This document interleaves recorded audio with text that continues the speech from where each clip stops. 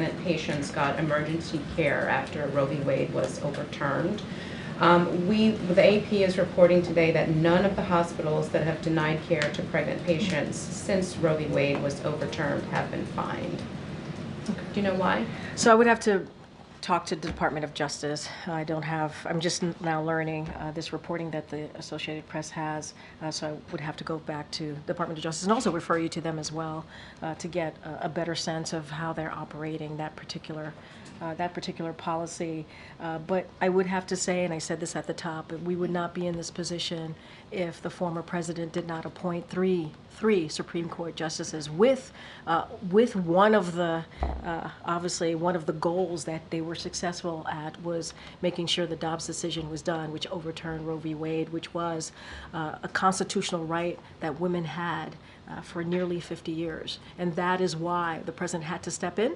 That is why the president had to sign an executive order. That is why we have been very forceful, very clear about what Dobbs' decision has done. And we don't even have to, it doesn't have to come from us. We could see what has happened across the states, 21, 22 states that now have abortion bans. And now that is affecting, as we know, 27 million women who are now affected by this, who their reproductive freedom has been taken away. That decision to make those really personal decisions for themselves has been taken away. But as it relates to that specific question, I would have to refer you to the Department of Justice. And since the president mentioned Springfield, Ohio, in his remarks, he didn't actually say Springfield, but we knew what he was talking about. Is the administration considering any help for Springfield? They have been facing bomb threats. Some schools were evacuated today. Is there any? So, look, as it relates to that, certainly we are aware of the evacuations. Local police are investigating what is happening on the ground, the situation. We encourage everyone to please follow the advice and the direction of the public safety, follow their guidance.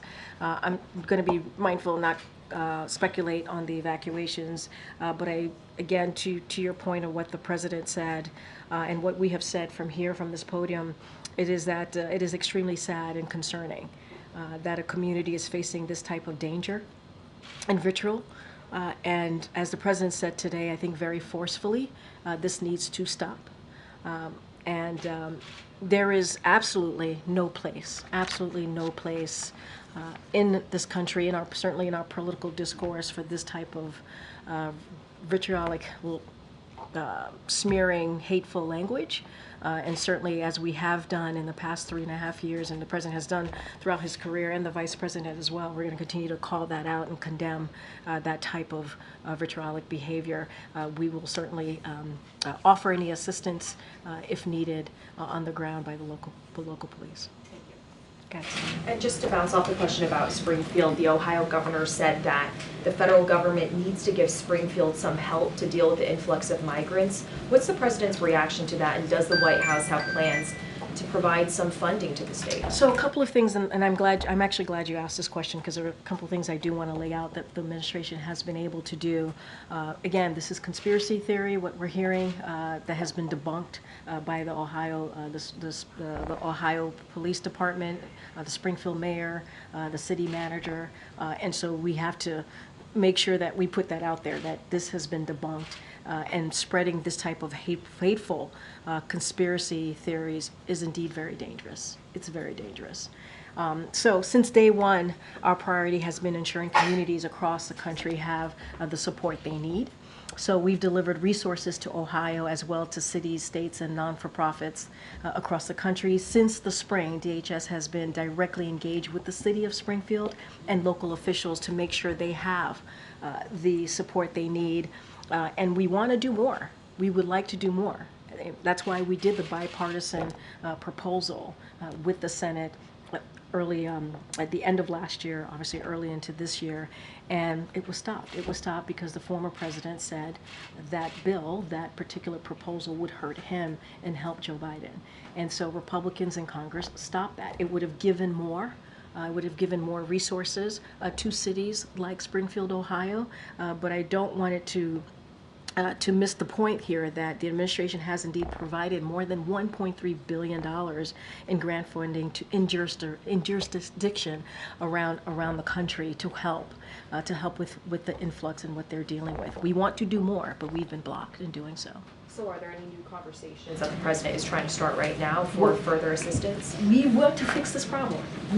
We did $1.3 billion. That's something that this administration has been able to do. We want more funding. Republicans are getting in the way in Congress.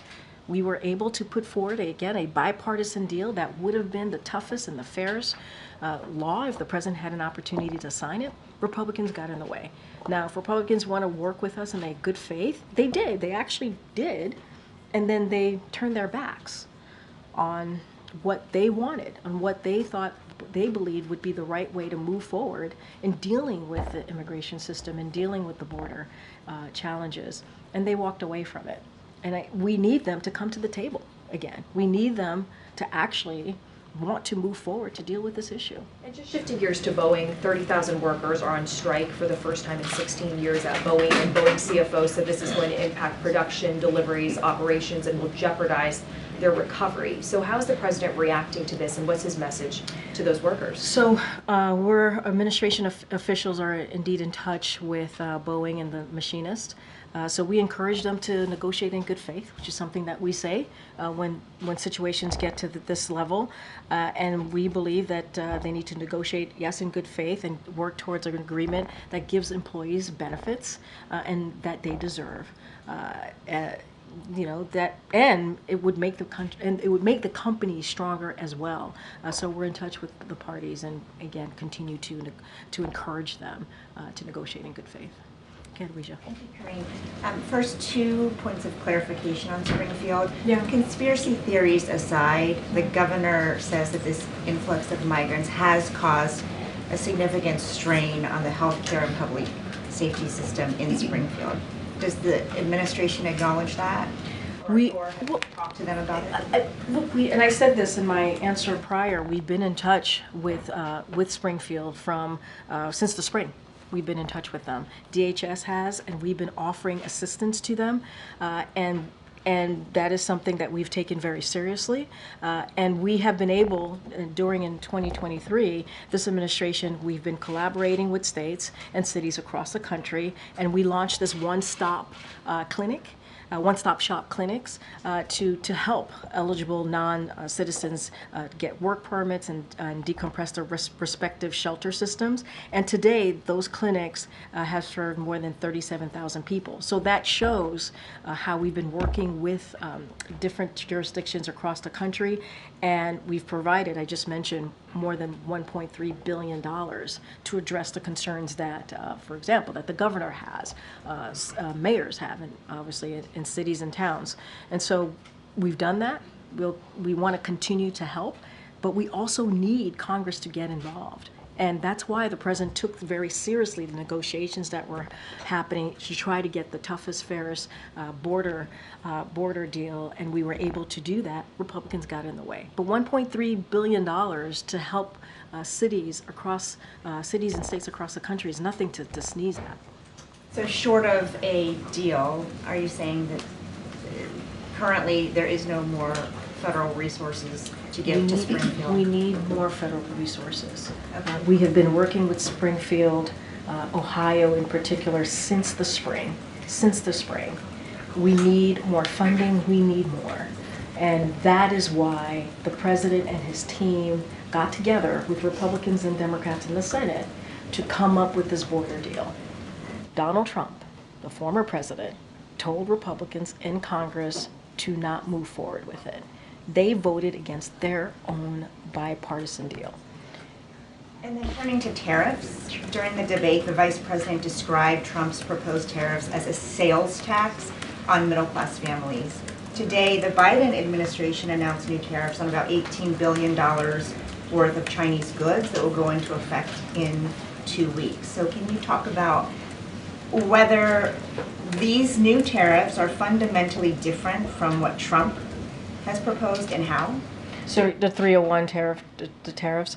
So like we made an announcement this morning, as you just that went out early this morning, and I think the president, when he, back in May, when he was announcing that he was going to take action, he said very clearly he was going to do that to protect Americans, workers and businesses from China's unfair trade practices. And that's something, a commitment that he made and he spoke to back in May. And the comparison, as you're asking me, the Trump administration, the last administration, their trade deal with China failed to increase, boost American manufacturing, and what the president's economic agenda, what we've been trying to do for almost 4 years now, and we've seen some results here, is nearly $1 trillion of new investments here in America. Manufacturing investment has hit record highs, and factory construction has doubled to a record high. The annual trade deficit with China is the lowest in a decade, and that is because of the president's economic agenda, lower than any year under the last administration. And so the president is going to continue to take action to protect American workers and manufacturing, and encourage China to eliminate its unfair practices. As it goes to the specifics of it, obviously USTR will have more information on that. But the president made a commitment. He's keeping to his commitment, and if you can see what his economic agenda has actually done, manufacturing, businesses, and how that lines up with China and what China has, how his agenda has affected China's behavior, and I think that matters. I'm sorry, I should have been more clear. Yeah. How is it not a sales tax on all the goods that people buy every day? Look, what we're trying to do is making sure that we're protecting American workers and businesses. That's what we're doing. USTR can certainly get into more details and specifics to your question, but our commitment, and I think it shows in the president's economic policy, as I just laid out, and how the annual trade deficit with China is the lowest in a decade, lower than any year during the last administration. And so what we're trying to do is eliminate China's unfair practices, and we've seen the results of that. That was the commitment that this president made in May, and that's the commitment that will continue. And this is about American workers and businesses, and we're going to certainly continue to deal with China's unfair trade practices, and that's what you're seeing. Go ahead. Thanks, Karine. Just back to the Boeing strike, does the White House believe that there is an immediate economic impact from the strike? So we're in touch with officials, and this is something that, as I say all the time when I get asked this question, we're going to monitor very, very closely. I don't have a specific question to you on that, on a yes or no, but this is something that we're certainly going to monitor. What we want to see is all parties to come together in good faith and come up with a deal that helps the workers, the hard work, right? Continues to really respect the hard work that the workers do day in and day out for companies, but I don't have anything specific. We're going to monitor. We're going to keep eye on it. Not even a general assessment on the economic impact, immediate or otherwise? This is something that we're going to monitor. Okay, and just staying on that topic and stepping back a little bit, you've obviously gotten a number of Boeing-related questions in this job, the door that blew off the plane, number of compliance issues. There are 2 astronauts who are literally stuck in space. What do you think is going on with the company? I can't speak for what's going on inside of a company. That is for them to certainly speak to. As it relates to the strike that is currently happening, we're certainly in touch with Boeing and the machinists. We want them to come together in good faith as it relates to the safety concerns that Americans should have, rightly have. Obviously, the Department of Transportation has been on top of that, dealing with ways to make sure there's transparency and they deal with those safety issues. FAA has been on top of that as well, but I can't speak to what's going on with Boeing. That is something for them to speak to. Just one more on a separate topic. Pope Francis today said about the upcoming presidential election that voters here have to choose the lesser of 2 evils. He pointed to Donald Trump's anti-immigrant positions and then the vice president's support of abortion rights. Do you know if the president is aware of these comments, if he has had any reaction? I mean, obviously the Pope speaks for himself, and I don't have any more comments from here. I have not spoken to the president about the post-specific comments on this coming election. Okay. Just to follow up on Boeing. Sure. So we understand that admin officials, including Julie Sue, are in touch with both sides. Yeah. But is there someone specific, like a liaison, like Gene Sperling was in the UAW talks, that the White House has appointed? So I don't have a specific person to point to from the White House. White House officials, including the Department of Labor, as you just mentioned, the secretary, the acting secretary, has been in touch with Boeing and the machinist on this particular matter, but don't have a person to point out to you. But White House officials here have been in touch. And are the president or the vice president planning to join any of these workers on the picket line? Have any discussions taken place? As you know, the president was the first president to go to Michigan and be with UAW workers when they were striking, and he was very proud to do that. Has been named the most pro union president ever, and so he's proud to hold that title. I don't have or acknowledgement. I just don't have anything to share on either of their schedules. Has the president spoken to the union? I don't have a call to speak to at this time. And one quick one on the U.S. Steel, Nippon Steel deal. The Washington Post was reporting that the White House may push a decision on the deal until after the election. We did see some pushback from the White House saying that there was no timeline around this, but is there any clarity you can offer on what the reporting was? So we've been very clear, the president has been very clear, he wants to make sure that, and it is vital, that U.S. Steel is to remain an American steel company, and that is domestically owned and obviously operated. The president told our steel workers as he has their backs, and he meant that. You remember when he was on Labor Day, he was in Pennsylvania and said that. The vice president said that as well, or made that very clear in her remarks as well. And so we have not received any recommendations from CFIUS. There's a process. CFIUS has to make a recommendation, it has to be transmitted to the president. The president then makes a decision. That has not occurred. That has not happened. CFIUS is independent, and they're going to make those decisions. I believe last week the White House provided a statement that we have not received any recommendations, so that continues to be the case, and so don't have anything.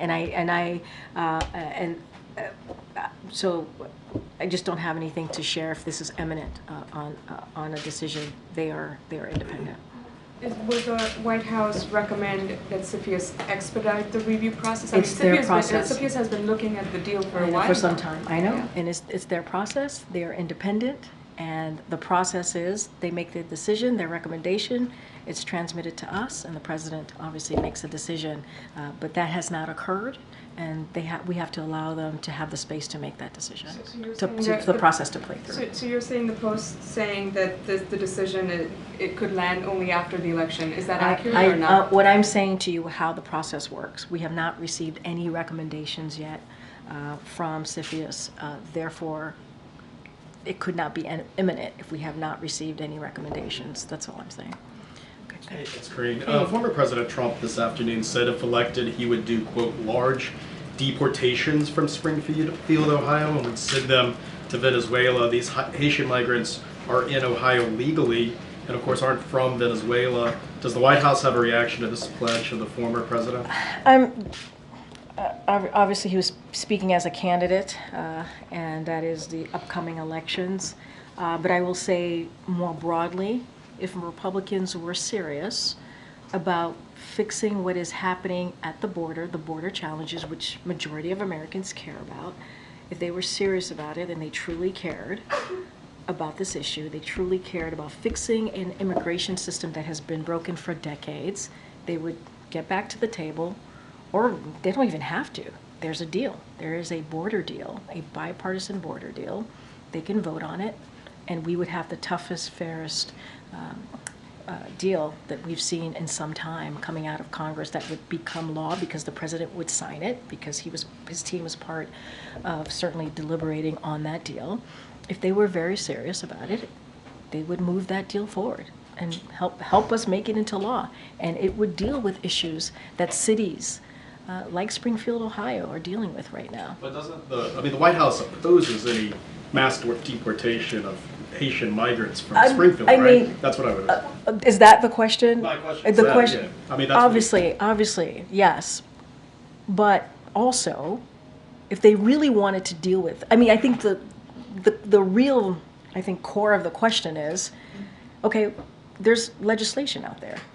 There's a policy. There's a bipartisan legislation that would deal with issues that they have concerns about at the border and actually deal with an immigration system. Obviously, we do not support mass deportation of a community that is not part of a country that they came from. That doesn't make any sense. That is not something that we would support. But there's a deal out there. There's a deal, a bipartisan deal. They keep getting in the way. They're voting against their own deal. That doesn't make any sense. Where's the sense in that? Where's the sense in that? The president spoke about the issue affecting Springfield today. Why today? And he did reference the former president directly. Is his message intended for Donald Trump?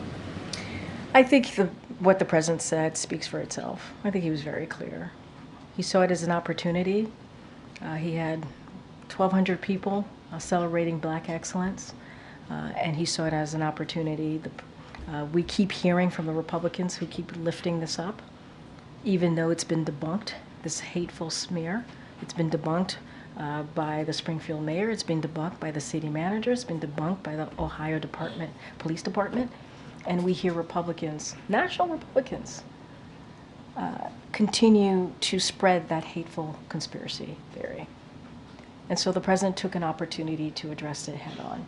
I think his words and what he said very powerfully landed very well, and people got the message.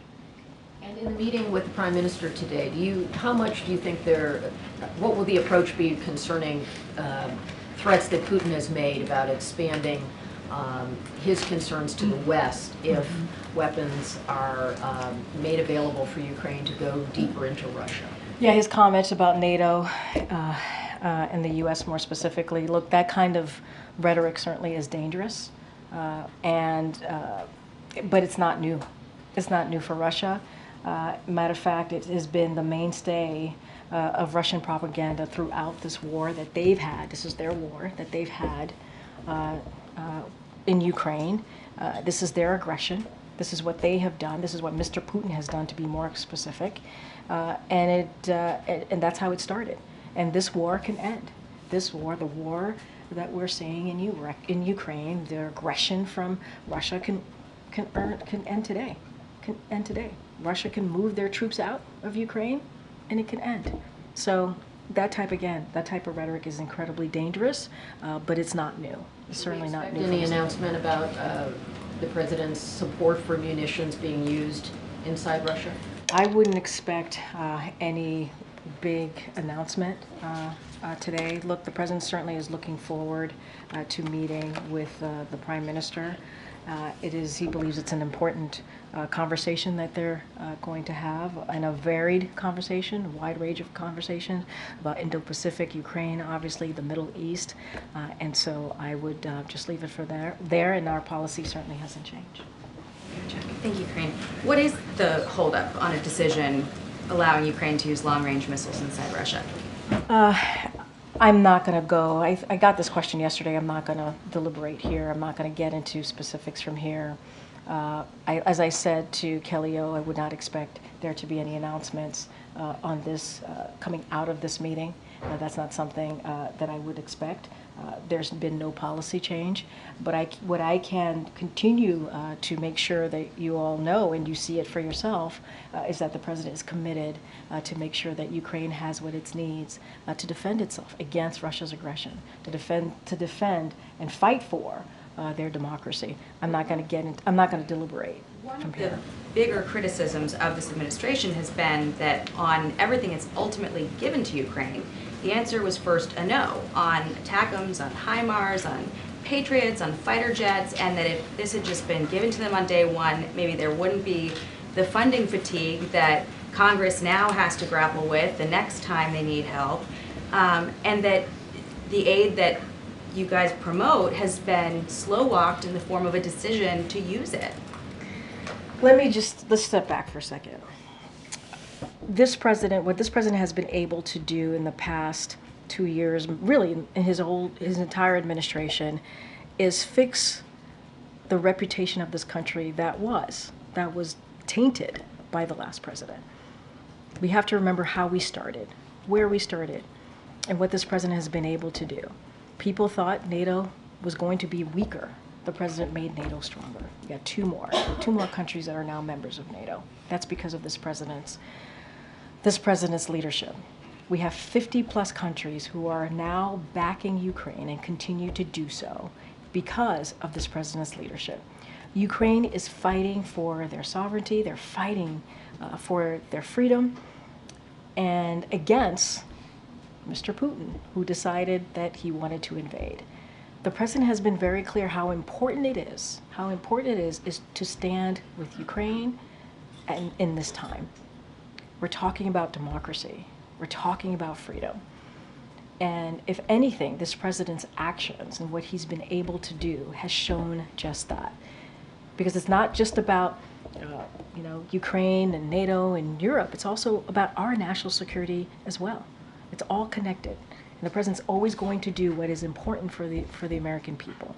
And I think that is what you've seen, and that is what the president's going to focus on and continue to do. I just remember sitting here, a couple years ago, splitting hairs with Jen Psaki over whether drones are offensive or defensive weapons. I mean, this has been a struggle of this administration that has been a topic of criticism. And now, for instance, this week in the debate, the vice president was promoting what this administration has done in terms of giving Ukraine what it needs, but there's plenty of criticism outside of that to say that it's also effectively blocking a victory by slow-walking these decisions. I think if you were to ask those 50 nations, if you were to ask NATO leaders, if you were to ask President Zelensky himself, their thoughts on the president's leadership, I don't think they would have the words that you just said to me. I think they would say that the president has been a leader during this time and has had their backs. And I think that's what the president has shown. As it relates to what Ukraine needs to continue to defend themselves, we are in regular touch. My colleagues here at NSC, at State, at Department of Defense are in regular touch with Ukrainians on their needs and what they need to continue to fight against this aggression. So I'll leave it there. Go ahead. Just to go back to the U.S. Steel thing that Anita raised, putting aside the timing piece of it, a lot of the question right now is essentially whether the president is reconsidering his position or not, right? Separate from the timing, what his decision will be. He said in the past that U.S. Steel should be U.S. run and U.S. owned. And I said it at the top earlier, moments ago. And quote guaranteed. So I guess the core question is, And he said he has their backs. He said that on Labor Day. but is he still planning on killing the steel? We have to see the recommendation from CFIUS. That is the process. The president is waiting to see what CFIUS recommends. That hasn't happened. There's a process. They're going through their process. I know that it has been some time, but they're independent. They're going to go as slow as fast as they choose. And so we're going to let that process happen. The president's not going to say any more than what he has said until CFIUS transmits their recommendation, and it hasn't happened yet. And so not going to get ahead of that. And what I will say, and this is, I know you didn't ask me about the timeline, but we put a statement last week saying that it hasn't happened yet, so therefore it cannot be imminent. Well, we've reported that the existing CFIUS timeline is September 23rd, so that's not too far away from now. And I'm not gonna get into it from here about a timeline, their deadline. I'm just saying to you, we have not received their recommendation, and so. Yeah. Joe Biden's previous statements on this, U.S. Steel remaining domestically owned and run guaranteed, still stand? Still stand. I literally mentioned it in a question that I received from one of your colleagues, and I said his position continues. It is vital. It is vital for U.S. Steel to remain American steel company that is domestically and certainly owned and operated. That stands. He said that on Labor Day, which was not too long ago, when he was in Pennsylvania. He said to the steel workers he has their back, and that stands. As far as CFIUS, they haven't made their recommendation. It has not transmitted over yet. So the president, I can't say anything until that happens. Very quickly, with respect to the meeting this afternoon, we've reported that European countries believe that Iran has begun providing ballistic missiles to Russia to be used in attacks on Ukraine. Can you speak to whether the U.S. also believes that those shipments have begun, or is it unclear? So I would refer to the NSC. I believe they did a gaggle earlier today, so I refer to those comments. Thank you. Okay, thank you.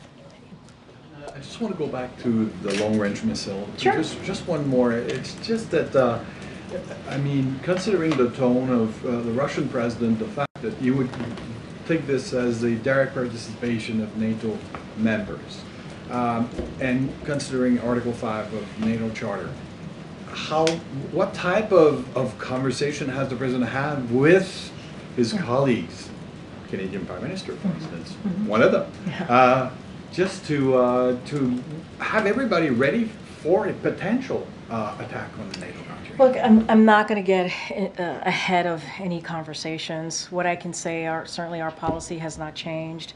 I don't want to speak to hypotheticals here. I'm not going to go into what if this happens, then what. I'm not going to get into hypotheticals. What I can say, this is incredibly dangerous type of rhetoric that we're hearing from Russia. Not unusual. This is the type of propaganda that we've heard from Russia throughout this war.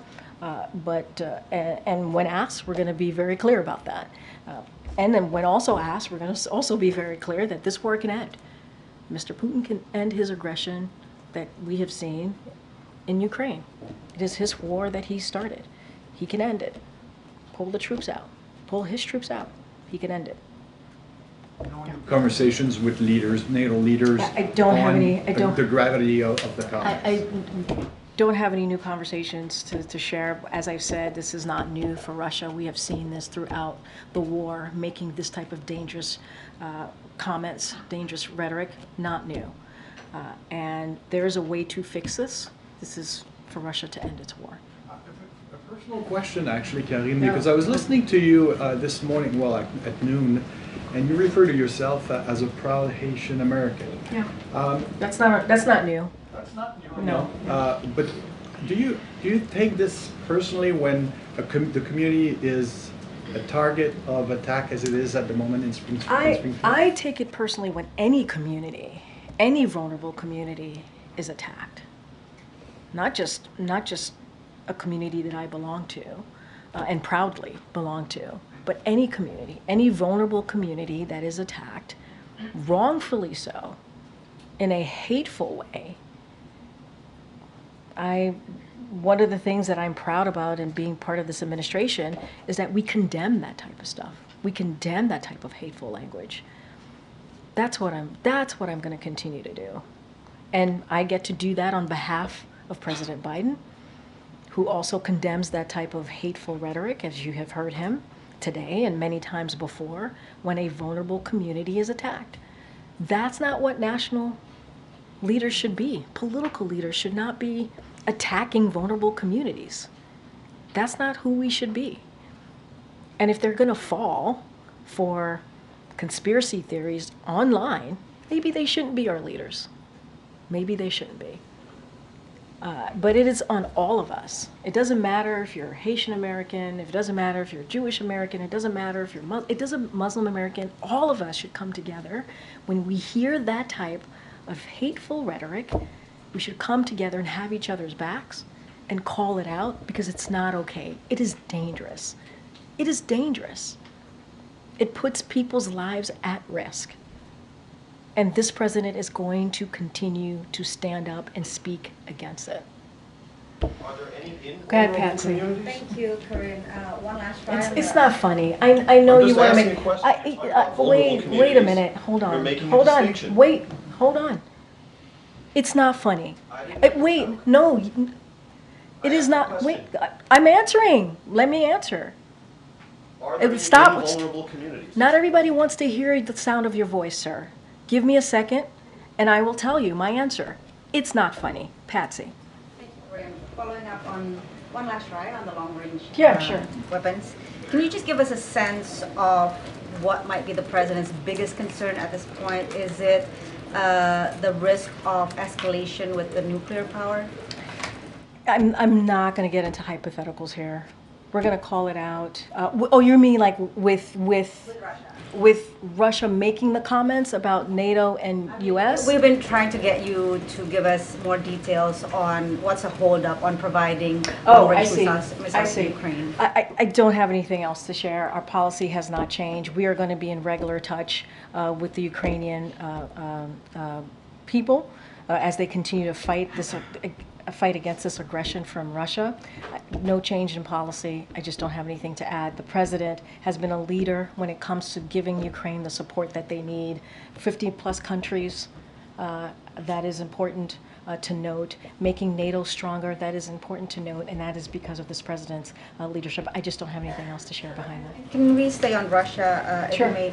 The State Department just announced new sanctions on Russian state media RT, laying out its disinformation campaign operations to destabilize various governments, including the government in Argentina, creating tensions between neighboring countries. Does the administration have a specific strategy to try to stop RT's efforts in the Western Hemisphere or other places in the world? So I'm going to let certainly the State Department and the Department of Justice speak to their announcement. You heard from the State Department today. You heard from the Department of Justice last week. We are taking this very seriously. They are taking it very seriously. I'm not going to get into what's next. Certainly they will make announcements on their own if they feel that there's more to share. Can I just indulge with a response that RT has given out on social media, saying RT lives rent-free in the State Department's head. We're running out of popcorn, but we'll be here live, laughing hard. I mean, kind of mocking the administration's steps on sanctioning them at this point. Do you have a response? So,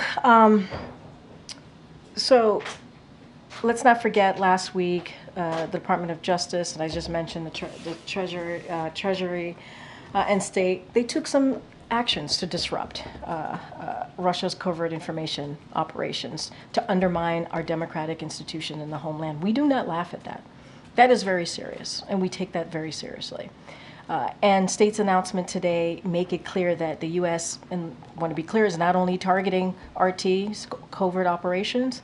We learned that, in fact, RT covert influence efforts extended to places like Europe and Africa. That's what we learned. Anything more than that, I would have to refer you to the State Department and the Treasury to speak to that as they made that announcement today. Just don't have anything else, but we take this very seriously. Okay. Hi, Trinity. I was told you were going to be in the briefing room today. Howard University. Yes. Hi, nice to see you. Nice to see you. Want to say a little bit about yourself? Hi everyone, I'm Trinity Webster Bass. I'm a senior honors broadcast journalism major, Afro-American Studies minor, attending Howard University, and I had the pleasure of meeting Karine at the White House Correspondents Association dinner, in which I won a scholarship. Congratulations again. Thank you. I just wanted to go back to the event held today on the South Lawn. Why was it important for the Biden administration to hold this event today, and are future events coming of the same nature? So look, I want to start off by quoting what the president said, and I think it's important today when he was addressing the crowd on the South Lawn. We recognize that this nation would not exist without the blood, sweat, and tears, without the determination, dreams, and contributions of Black Americans. And he felt that it was fitting to do this on the same week of the Congressional Black Caucus Week. It was a really special event. I think you felt that out there if you participated. And so he wanted to host this brunch for a couple of reasons, to show his personal gratitude to the community and celebrate their progress. The progress we've made under the Biden-Harris administration. You heard him talk about that in his remarks, and wanted to make sure that we didn't forget, that we continue to speak to why Black Americans and African American history is really part of American history, and that is something that we cannot forget. I'm going to take one last one. Go ahead, Karen. Thanks, Karine. big political news earlier this week when Taylor Swift endorsed the vice president. I'm not going to ask you about the endorsement because you're not going to answer that. But the voting registration site that she drove people to from her post, in that first 24 hours, there were more than 400,000 visitors from that link. Yeah. Is the president aware of that traffic and the interest in the registration? And does he think that that kind of influence can make a difference in driving turnout, getting people to get more engaged in elections? I think it's important for people to exercise their sacred right to vote. And that is something that the president finds it incredibly important to continue to do and to protect that right to vote. I do want to say, as it relates to Taylor Swift, what I can say is there are a lot of Swifties here in the White House. And so I can say that. I hear that a lot. Look, one of the things that he did is very early on in his administration, he signed an executive order to do everything that we can from the federal level to make it easier for Americans to vote. And so that is what you saw. The link that you mentioned, obviously, is a way to make it easier for Americans to register, certainly, to vote. It is a sacred right. Many people have fought for that right to vote, and it is certainly part of our democracy, and so it's incredibly important. I've not spoken to the president beyond the endorsement that occurred. I have not asked him about specific about the link and the amount of people who have gone on it to register. I think that's great. It's important. Outside of this election, I think it's important for people to be able to register and vote. That's why this administration has done everything that we can to give people that opportunity and protect that right. All right, thanks everybody. Thanks everyone. 400 people murdered in Chicago this year. Can you address that? 400 people murdered in Chicago this year. Can you address that?